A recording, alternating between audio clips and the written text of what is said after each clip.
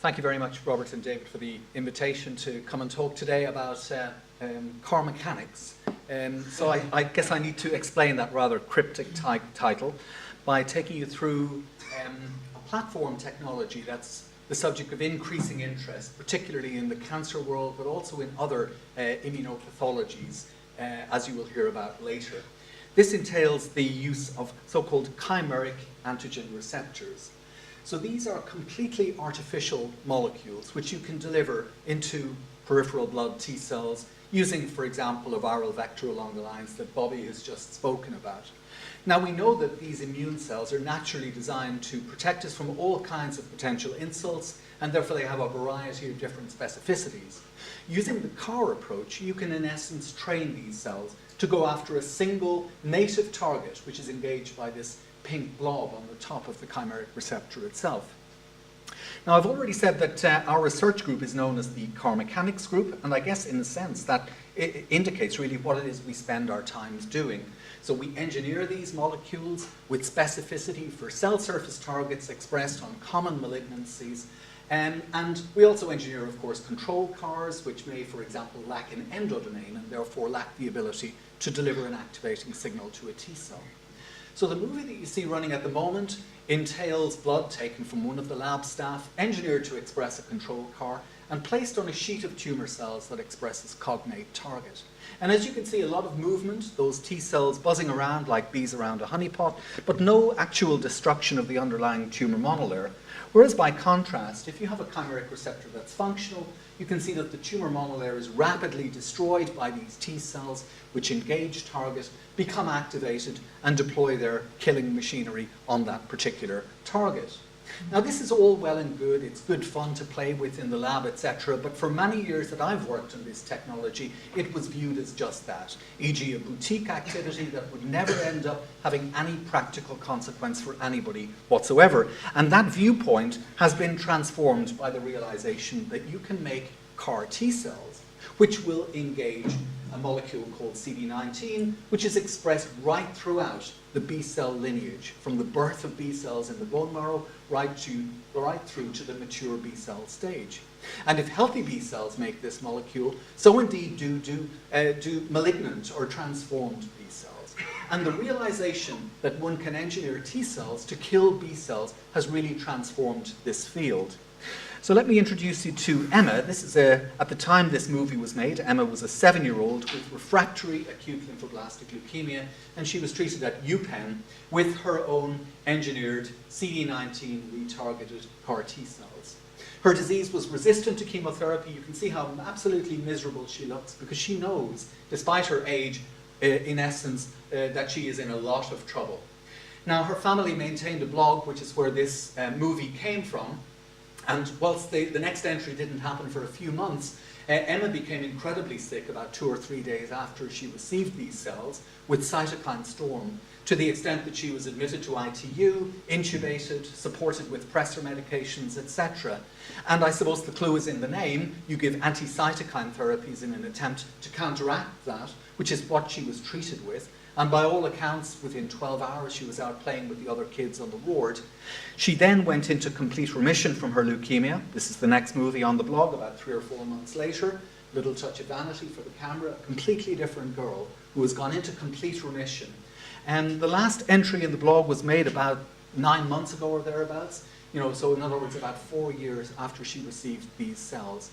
She is still alive and very, very well. She is still in complete remission. She still has CAR T cells detectable in her bloodstream, and she has no ability to make her own B cells. But that's an on-target toxicity which can be managed with immunoglobulin replacement therapy. So an acceptable price to pay, you might argue. So all of this is very much the good news, but there are many counterbalancing viewpoints about CAR T cells. And from my perspective, one of the big issues with this technology is that it does not work where it's needed most, e.g. in the solid tumor arena. Now, I've been working on CAR T cells for almost 20 years now, I'm sorry to say, and I set up a group in the UK in 2004, and back then, like now, it wasn't working in solid tumors. And I guess our thinking was, well, let's see what the antibody guys have developed as a success story in cancer therapy. And, well, two very good examples were monoclonal antibodies which target EGF receptor or HER2. So these are two receptors which form part of a network of 4 ERB receptors. And they hunt in packs, as it were, in the sense that they operate as a system of dimers, both in healthy tissues, and that network is dysregulated in a large number of solid tumors. So our thinking at the time was, okay, well, nothing is working. Let's make a CAR that really has potential to do damage to tumor cells. It may be toxic, and let's think about ways in which we can mitigate that risk of toxicity. So with those kind of thoughts in mind, we set about making what's called a second generation chimeric antigen receptor called Ti-28 zeta. So what we have glued together in this molecule, firstly, we've taken a targeting moiety, which is called the Ti peptide. And this is a promiscuous ERB ligand, meaning that it can engage many of the dimers formed by those 4 members of the ERB receptor family. And that peptide is coupled to CD28 and CD3 zeta, e.g. 2 major players in the physiological activation of T cells. So we used a retroviral vector similar to the type that Bobby has just spoken about to deliver this molecule and some control CARs into human T cells from people working in the lab, as you do. Now, having engineered Ti-28 zeta, the first question that we needed to address was, well, what exactly can we target with this chimeric antigen receptor? A Dutch group who had characterized the Ti peptide had shown that that peptide, being a promiscuous ERB ligand, can bind to all of these different ERB homo and heterodimers. So does our CAR engage those targets? Well, the way in which we address that involved taking a hemopoietic cell line called 32D, which lacks these receptors. And Mark Davies systematically introduced these receptors one by one, either individually or in every possible binary combination to recreate those dimers. Now, it's a rather busy slide, but the experiment is very simple. You simply mix CAR T cells with these targets. You look at cytokine production as an indication of T cell activation, and what you see is that the CAR does indeed recognize all of these discrete forms of ERB dimer. Now, at this point in the story, I need to Knight's move slightly and tell you about another problem that people in the CAR business have to deal with. When we do our research, we take blood from 20-something PhD students, transduce with our viral vectors, 70% gene transfer, beautiful experiments, write our paper. But of course, it's not the reality of the kind of patients that we will be dealing with, who are often elderly, with advanced metastatic disease, lymphopenic, immune compromised, etc., etc. I guess what I'm saying is that we need to confront the T cell expansion problem. And if you perform a gene transfer and you only engineer 5% of the T cells in that batch of cells to express your CAR, and you then expand those cells, you're still left with a population in which only 5% of the cells contain the therapeutic transgene. So in order to address this issue, we engineered a chimeric cytokine receptor called 4-alpha beta. And the principle here is very simple. IL-4 is an absolutely lousy growth factor for T cells. So by coupling the ectodomain of the IL-4 receptor to the shared beta chain used by the receptors for IL-2 and IL-15, we hypothesized that we could convert IL-4 into a selective growth factor just for the gene-modified cells during our manufacturing process. Now, I'm already tripping over my nomenclature. We have 2 chimeric molecules, Ti-28 zeta, CAR, targeting the ERB network, 4-alpha beta, a chimeric cytokine receptor, which we hope will allow us to grow these T cells in IL-4. So we call all of this lot T4 immunotherapy. Now, the elephant in the room, which I'm sure you're all thinking, is how can you ever possibly conceive of giving something as potentially potent as a CAR T cell to target that entire ERB network of receptor tyrosine kinases? Because after all, these are receptors which are naturally found at low levels in many normal tissues of the body. It's crazy, isn't it? And in fact, emphasizing that point even more is a case report which came out of the National Cancer Institute about 7 years ago now, of a lady who was 39 years of age and was lymphodepleted prior to receiving a large dose of CAR T cells. Now, these CAR T cells were only targeted against one member of this network of receptor tyrosine kinases, the HER2 receptor. She had metastatic colorectal cancer in which the HER2 target was highly expressed. She received 10 billion CAR T cells, and within minutes of receiving those cells, she became breathless, developed respiratory failure, multi-organ failure, and unfortunately she died after about 5 days. And at post-mortem, the conclusion was that this was on-target toxicity, whereby these CAR T cells had recognized low levels of their target, ERB2, either in the pulmonary microvasculature, which I think is the more likely explanation, or alternatively within the parenchyma of the lungs themselves. I can still remember reading that case report and the sobering effect that it had. I mean, anybody who works on CAR T cells, when you read something like this, it makes you shiver, really. And it certainly informed our direction of travel. So we began to do experiments in which we began to look at the trafficking properties of CAR T cells. And this is one such example, where we have CAR T cells that are retargeted against human MOC1, a molecule which does not exist in a mouse, as you see here. And what the important point, I think, is that if you look at these animals 3 hours after the intravenous delivery of these CAR T cells, you can see that the cells are all stuck in the lungs, which I think has significance in the context of the adverse reaction that I have just described in that unfortunate lady. Whereas by contrast, if you deliver your CAR T cells by the intratumoral approach, it's very different. So in this experiment here, Anna has injected the indium-labeled CAR T cells both north and south of an established tumor growing in the flank of this mouse. And you can see, even out to 96 hours, that the signal largely remains at the site of injection with much less evidence of systemic absorption, at least in a mouse, and at least out to 96 hours. So our thinking at this point in the story was, if you want to take a potentially toxic CAR T cell into the clinic, perhaps it might be safer to use intratumoral delivery, at least in the first instance, to try to de-risk your approach.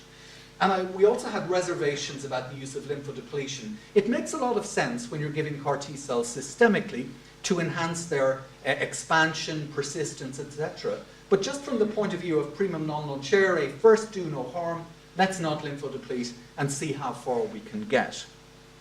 So if your thinking follows those kinds of lines, I guess you need to identify a malignancy in which it is reasonable to administer CAR T cells directly into the tumor. And that is why we chose head and neck cancer. I mean, if you ask people on the street, why do patients die of cancer? Well, it's because it spreads, it's because of metastasis. But of course, in the case of some malignancies, the primary cause of morbidity and death is actually locally advanced or locally recurrent tumor formation. And head and neck cancer is one such example. It's this kind of problem that these individuals have to deal with. The other reason we chose this malignancy is that it's not that rare. I mean, there are almost 3,000 deaths in the UK every year from this cancer. And that 5-year survival rate of 50% is not a lot better than when John F. Kennedy was in the White House. The other point about this malignancy is that it very, very strongly expresses the target of our T4 immunotherapy CAR-based approach. These tumors are pretty much unanimously EGFR positive, and they generally co-express at least one of the other members of that ERB network, which from a tumor's perspective makes sense because it gives that tumor flexibility to adapt in the face of an oncologist coming in with a highly targeted EGFR directed monoclonal antibody. That tumor can simply reset the erbogram, get its fix of signal, and acquire resistance to your therapeutic approach. Now, if you happen to be a patient who is unfortunate enough to be like the two individuals I've just shown, and who is deemed not to be suitable for any conventional treatment, this shows your survival prospects. I'm not sure if you could read the x-axis here. This goes out to 30 weeks. All of these patients will die within 30 weeks of being assigned to that kind of therapeutic category, as it were. And this was a very important clinical point for us in advancing the argument to the regulators that we thought it might be reasonable to try T4 immunotherapy in patients with head and neck cancer, putting the cells directly in the tumor in a first-in-man setting. Now, of course, in order to convince regulators, you need a data package showing efficacy and safety. So efficacy was initially tested in vitro. We've got 13 different human head and neck cancer cell lines here, which express a diversity of different herbograms, but they were all destroyed by these particular CAR T cells. Whereas if you take this tumor, this is a melanoma cell line, which was originally believed to be a breast cancer cell line, but it's actually a melanoma. It just expresses ERB3. ERB3 is not recognized by the CAR, so as you can see, the tumor cells are untouched. The next stage in the process involves the inevitable xenograft study. So we have an immune-compromised mouse with an established tumor burden of human head and neck cancer, which we can image by bioluminescence, and we could show that using the CAR T cells or T4 combination, that we could achieve sustained control of that disease burden. People will debate till the cows come home whether it's better to do xenografts or immune-competent models, but at the end of the day, what the regulators want to see is efficacy of the therapeutic agent itself, which in this case is a human CAR T cell. Therefore, you have to do xenograft studies of one kind or another. What about safety? We were slightly fortunate with T4 immunotherapy in the sense that the Thai peptide, even though it's of human origin, it crosses the species barrier, meaning that the human peptide can also engage mouse ERB receptors. And as a result, human CAR T cells will destroy mouse head and neck cancer cell lines. But not only that, if you take mouse pulmonary endothelium, so an ostensibly healthy or normal cell type, and you put human T4 engineered T cells on there, they will recognize and kill these pulmonary endothelial cells.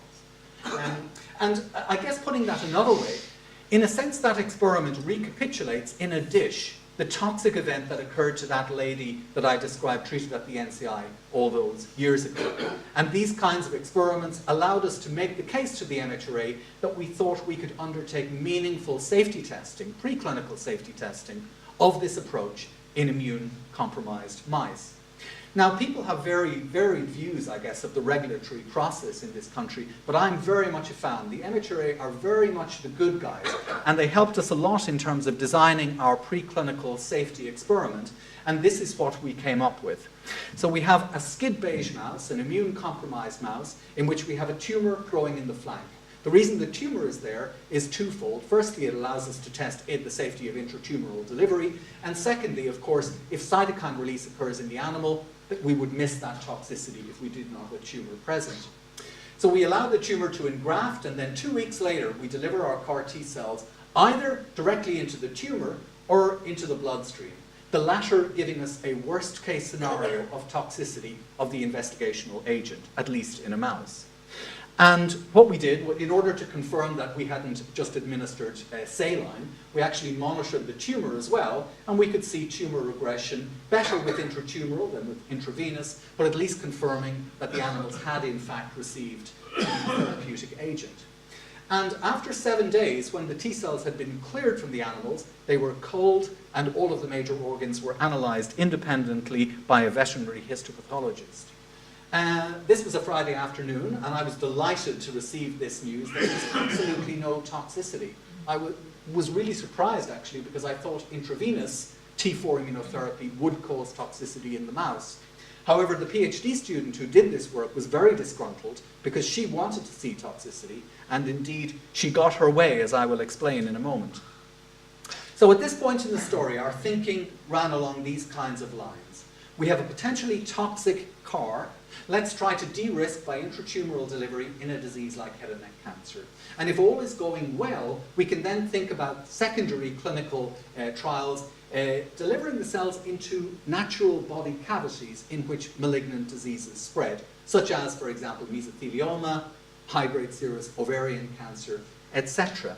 And with that kind of strategy in mind, we carried out xenograft studies in mesothelioma, demonstrating efficacy of T4 immunotherapy. And also, here's an example in ovarian cancer, where we give a low dose of T4 immunotherapy. It just dents the tumor before the animals relapse. If you give platinum, you see no effect, but if you give the combination of platinum plus T4, you see a therapeutic effect. It was in these studies, in the ovarian cancer models, that Schaukje uncovered the potential toxicity of this human CAR T cell product in these mice, because she consistently noticed that if you simply weigh the animals, they always drop their body weight straight after they received the CAR T cells. And as she dug into this further, what she discovered was happening in these mice was cytokine storm, because she could see human cytokines spilling out into the bloodstream of these mice. But I think the reason that the animals became sick was not because of these cytokines, but rather because of the fact that the human CAR T cells talk to macrophages, which are present in these mice, leading to the release of interleukin-6. And if we go right back to Emma, the little girl I told you about at the beginning of the talk, what really turned her around was a biologic named tocilizumab, which targets IL-6 receptor alpha. However, the reason that I can sleep at night is that going intratumorally, you never see cytokine release, whereas if you put the same number from the same batch into the peritoneal cavity, you do see this toxicity. The other thing we needed to go to clinic was a manufacturing process, and that was all about developing a closed process to grow these cells in gas-permeable bags. Key points to make are that we are using a blood draw rather than a leukapheresis, and we are using interleukin-4 to expand the cells over a 2-week period. I will just finish on one last slide to show you where we stand in this trial at the moment. So we began the trial in July of 2015, so we've been up and running for a little over a year and a half. We've recruited 12 patients, of whom 10 have been treated.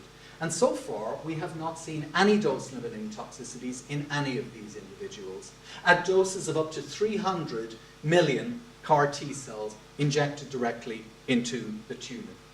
As we have escalated the dose, we have begun to see evidence of efficacy of this approach, in the sense that with all of the last 4 patients that we have treated who had rapidly progressing disease before being enrolled, achieved stable disease by RECIST at 6 weeks. So I'm going to stop at that point and thank all of the people over the years since 2004, too many to mention, frankly, who have been involved in taking this from the bench into the clinic, and I'd be very happy to take any questions.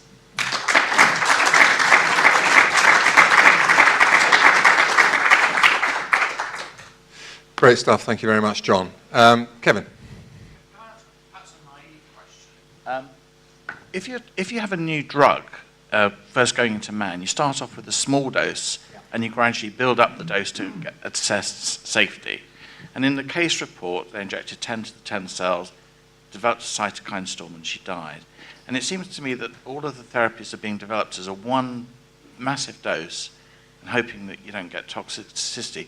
What is against doing a dose escalation of these cells?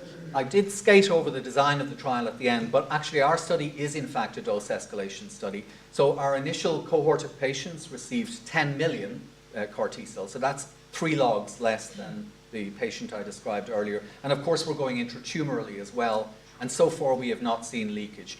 So our idea was just to escalate by roughly 3-fold increments between cohorts. We've now started cohort 4, so we're up to 300 million CAR T cells going into that tumor. So I agree very much. I mean, I think the reason that that patient received 10 billion was that is a standard dose if you're in the business of treating patients with tumor-infiltrating lymphocytes. But I guess what we have learned with the benefit of hindsight is that a TIL cell and a CAR T cell are not the same creature.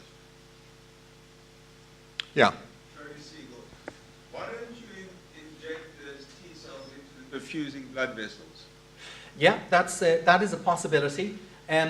I guess I thought I preferred the intratumoral approach in the first instance because it is much simpler to do. It's literally a 5-minute procedure rather than going into the feeder artery. It also is less invasive from the patient's point of view.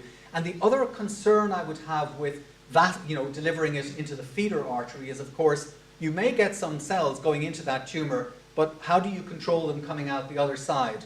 That's not to say, though, that I disagree with the approach that you're proposing. I think it may have merits, and actually there are vascular delivery devices that people are developing at the moment which may make that kind of approach even more efficient in terms of getting a better proportional delivery of your cell product into the tumor rather than coming out the other side into the peripheral circulation.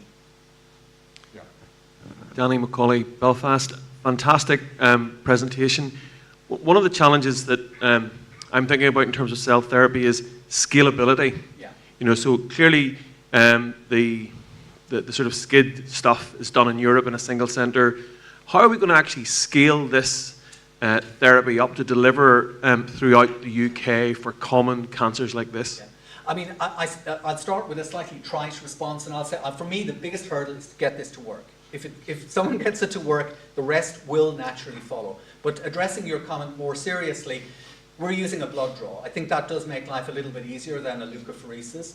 I would envisage a model where you would have centralized manufacture, so the cells traveling to a large facility where these products are being made. I think the direction of travel needs to be to remove humans from that process, to automate the manufacturing process. So you could envisage in years to come a large air hangar type facility full of machines that are literally making batches of CAR T cells for individual patients. And there are such pieces of equipment already out there. So something along that kind of model. Yeah.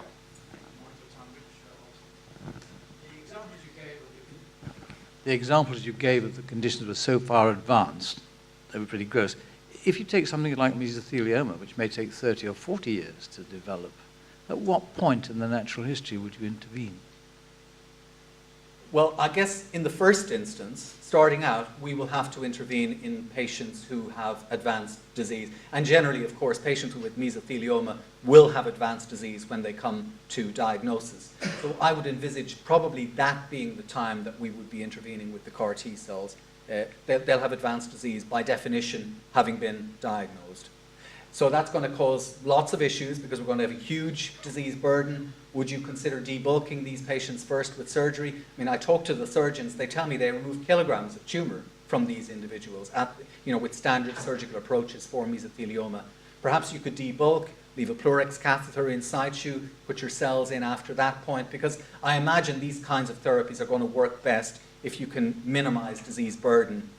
So probably some kind of model along that kind of line. Penultimate question. As people say, another great talk. Thank you. I wondered if you'd thought about brain tumours, where you're getting, you can inject directly passing the blood-brain barrier, et cetera, et cetera. Yes, absolutely.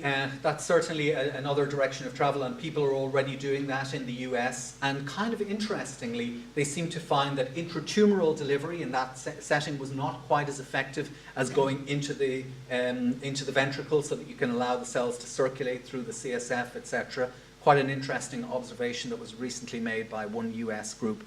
I was more keen to go for head and neck cancer in the first instance, because I do worry if you put a lot of these cells into somebody's brain and you get a large inflammatory reaction, you do worry about how are you going to deal with that, etc. So just putting the toe into the water of the clinic, as it were, I thought head and neck cancer might be a good starting point. But absolutely, that is another key unmet need. Final question. Do you have any clues yet about how long these cells survive? Because I guess they will start expressing IL-2 receptors, so they will get conventional survival signals, but do you know? Yes, so we're looking at that, but I mean, we're quite early in the game, having been only up and running for a little over a year. Carl June did some pioneering studies in the 1990s in patients with HIV using so-called first-generation CARs, so not an enabled technology. But amazingly, those patients are still alive because of antiretroviral therapy and still have detectable CAR T cells in the bloodstream. And that's been very informative to people like me in terms of demonstrating the persistence of the cells and also the safety, even using old-fashioned oncoretroviral expression vectors, in contrast to the experience that Bobby described when you use these vectors to transduce stem cells. Great, thank you very much.